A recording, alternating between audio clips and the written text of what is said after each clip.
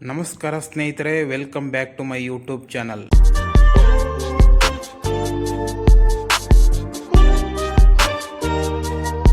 ನಾವು ಪ್ರತಿದಿನ ಟಿವಿಯಲ್ಲಿ ನಾನಾ ತರಹದ ಸೀರಿಯಲ್ಗಳನ್ನು ನೋಡ್ತಿರ್ತೀವಿ.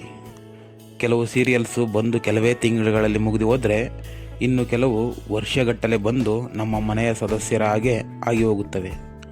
ಹಾಗಾದರೆ ಕನ್ನಡ ಕಿರುತೆರೆಯ ಇತಿಹಾಸದಲ್ಲೇ ಅತಿ ಹೆಚ್ಚು ಸಂಚಿಕೆಗಳನ್ನು ಪ್ರಸಾರ ಮಾಡಿ ದೊಡ್ಡ ದಾಖಲೆ ಬರೆದ ಟಾಪ್ 10 ಧಾರಾವಾಹಿಗಳು ಯಾವುವು ಗೊತ್ತಾ? ಯಾವ ಸೀರಿಯಲ್ ಎಷ್ಟು ವರ್ಷ ಓಡ್ತು, ಯಾವ ನಟ ನಟಿಯರು ಬದಲಾದರು? ಬನ್ನಿ ಒಂದೊಂದಾಗಿ ನೋಡೋಣ. 10ನೇ ಸ್ಥಾನದಲ್ಲಿರೋದು ಜೊತೆ ಜೊತೆಯಲ್ಲಿ. ಜಿ ಕನ್ನಡದಲ್ಲಿ ಸೆಪ್ಟೆಂಬರ್ 9, 2019ರಿಂದ ಮೇ 19, 2023ರವರೆಗೆ ಪ್ರಸಾರವಾಗಿ ಒಟ್ಟು 953 ಸಂಚಿಕೆಗಳನ್ನು ಪೂರ್ಣಗೊಳಿಸಿತು. ಅನಿರುದ್ಧ್ ಜತ್ಕರ್ ಮತ್ತು ಮೇಘಾ ಶೆಟ್ಟಿ ಮುಖ್ಯ ಭೂಮಿಕೆಯಲ್ಲಿದ್ದರು. ಕಥೆಯ ತಿರುವಿನಲ್ಲಿ ಆರ್ಯವರ್ಧನ್ ಪಾತ್ರದಿಂದ ಅನಿರುದ್ಧ್ ಹೊರಬಂದ ಬಳಿಕ ಕೆಲ ಕಾಲ ಹರೀಶ್ ರಾಜ್ ಆ ಪಾತ್ರದಲ್ಲಿ ಕಾಣಿಸಿಕೊಂಡರು. 9ನೇ ಸ್ಥಾನದಲ್ಲಿದೆ ಗೀತಾ.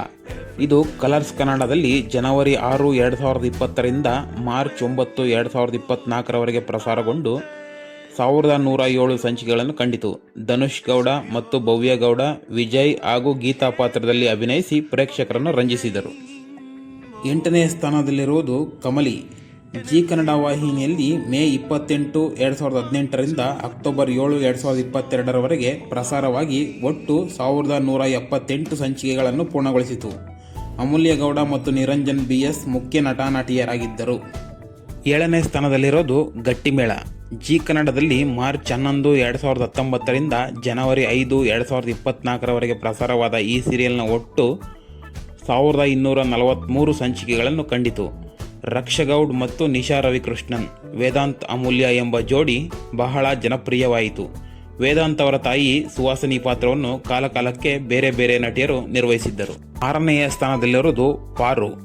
ಇದು ಜಿ ಕನ್ನಡ ವಾಹಿನಿಯಲ್ಲಿ ಡಿಸೆಂಬರ್ 3, 2018ರಿಂದ ಮಾರ್ಚ್ 16, 2024ರವರೆಗೆ ಪ್ರಸಾರಗೊಂಡು ಒಟ್ಟು 1393 ಸಂಚಿಕೆಗಳನ್ನು ಪೂರ್ಣಗೊಳಿಸಿತು.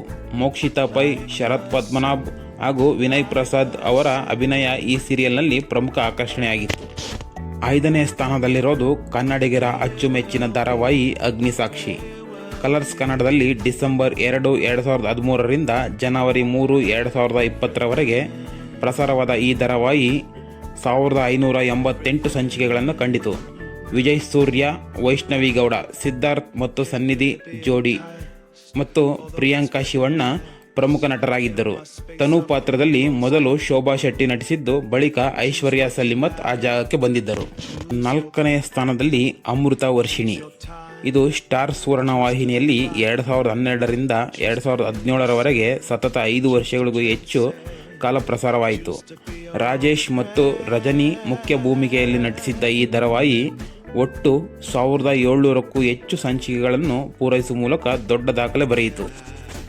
3ನೇ ಸ್ಥಾನದಲ್ಲಿರೋದು ಸೂಪರ್ ಹಿಟ್ ಸೀರಿಯಲ್ ಲಕ್ಷ್ಮೀ ಬಾರಮ್ಮ.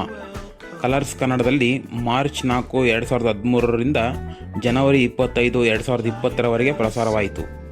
ಒಟ್ಟು 2125 ಸಂಚಿಕೆಗಳನ್ನು ಕಂಡ ಈ ಧಾರಾವಾಹಿಯಲ್ಲಿ ಚಂದನ್ ಕುಮಾರ್, ಕವಿತಾ ಗೌಡ ಮತ್ತು ನೇಹಾ ಗೌಡ ಮುಖ್ಯ ಪಾತ್ರದಲ್ಲಿದ್ದರು.